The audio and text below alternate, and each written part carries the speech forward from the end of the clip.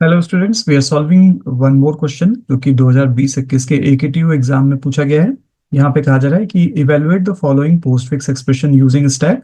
और यहाँ पे ये कहा जा रहा है कि जो एक्सपोनेंट ऑपरेटर है वो अपर कैप से रिप्रेजेंट किया जा रहा है। इसका मतलब ये है कि ये जो अपर कैप ऑपरेशन है इसको हम कह रहे हैं कि दिस इज एक्सपोनेंट ऑपरेशन। तो इसको सॉल्व करने के लिए हम सबसे पहले एक टेबल बना लेते हैं और उस टेबल में यहाँ लिखते हैं सिंबल, एंड देन इसके बाद ये मेरा स्टैक हो गया।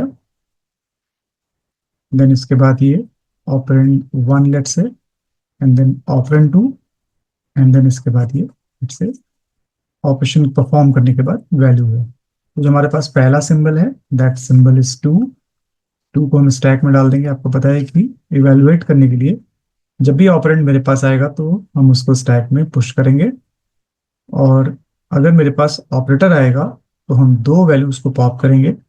मीनिंग ये है कि जैसे मेरे पास कोई ऑपरेंड आया तो मैंने लेट से उसको स्टैक में पुश कर दिया, एक्स को पुश कर दिया, लेट से वाई को पुश कर दिया। अब इसके बाद मेरे पास कोई ऑपरेटर लेट से ओ आया, तो ऑपरेटर आने के बाद हम दो वैल्यू को पॉप करेंगे, पहले वाई एंड देन एक्स, और ऑपरेशन परफॉर्म करेंगे एक्स और वाई पे। पॉप हमने वाई और एक्स के ऑर्डर में किया, लेकिन अपोजिट ऑर्डर में हम इस पे अप्लाई करेंगे ऑपरेशन। तो यही यहाँ की ट्रिक है। आपको पता होगा, आपने मेरी पहले की वीडियोस देखी होंगी जिसमें कि मैंने एक्सप्लेन किया है पोस्टफिक्स एक्सप्रेशंस को कैसे इवेलुएट करते हैं। सो टू ऑपरेंड आया, मैंने उसको पुश कर दिया। थ्री ऑपरेंड आया, मैंने थ्री को भी स्टैक पे पुश कर दिया। मैं यहाँ पे राइट साइड में एक स्टैक ले ले रहा हूँ, और टू मैंने पुश कर दिया है, थ्री पुश कर दिया है, एंड देन इसके बाद मेरे पास नाइन आया, मैं नाइन को भी स्टैक पे पुश कर दूंगा। तो नाइन को भी मैंने स्टैक पे पुश कर दिया। फिर मेरे पास मल्टीप्लीकेशन आया। मल्टीप्लीकेशन के बाद में अ, दो ऑपरेंड्स को पॉप करूंगा। पहला ऑपरेंड जो आएगा मेरा वो नाइन होगा, दूसरा ऑपरेंड जो आएगा दैट विल बी थ्री। और अब मैं ऑपरेशन जब परफॉर्म करूंगा so three multiplied with nine perform करूंगा, दैट वैल्यू इज 27, और इस 27 को वापस स्टैक में पुश कर देंगे।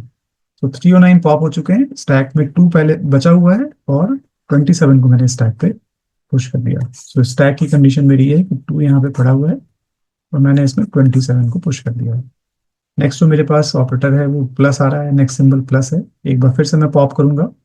पहली पॉप की गई वैल्यू को ऑपरेंड नंबर टू में रखूंगा, सेकंड पॉप की गई वैल्यू को ऑपरेंड नंबर वन में रखूंगा। देन टू प्लस 27 29 हो जाएगा ऑपरेशन के बाद। इस 29 को मैं स्टैक में पुश कर दूंगा। स्टैक में टू और 29 है, ये दोनों स्टैक से पॉप हो चुके हैं।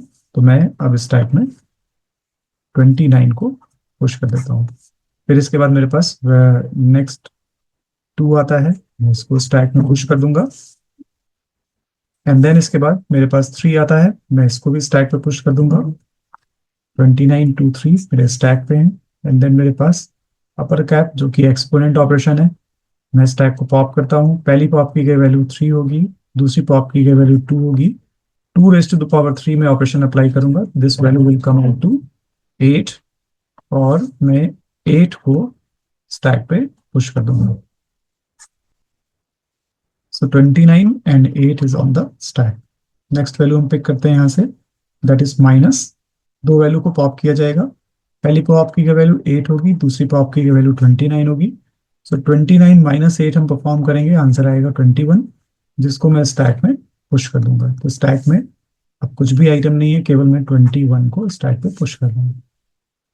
इसके बाद मेरे पास सिक्स आता है, सिक्स के कॉरेस्पॉन्डिंग में स्टैक में सिक्स को पुश कर दूंगा। देन मेरे पास टू आया, टू को भी मैं स्टैक पे पुश कर दूंगा। सो 21 6 एंड टू मेरे स्टैक पे हैं। इसके बाद मेरे पास डिवीजन ऑपरेशन आया। डिवीजन ऑपरेशन के कॉरेस्पॉन्डिंग में दो वैल्यू को पॉप करूंगा। पहली पॉप की गई वैल्यू टू है जो कि ऑपरेंड नंबर टू में होगा, दूसरी पॉप की गई वैल्यू सिक्स है।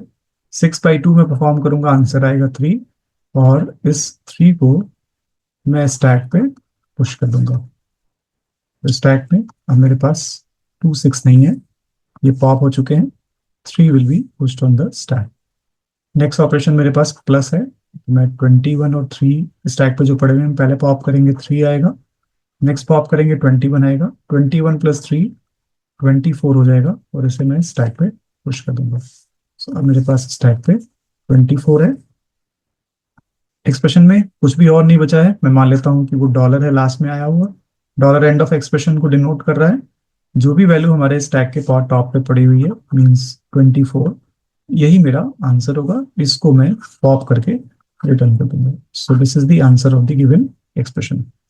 Thanks for watching this video. We will meet again with another question which is asked in the AKTU examination.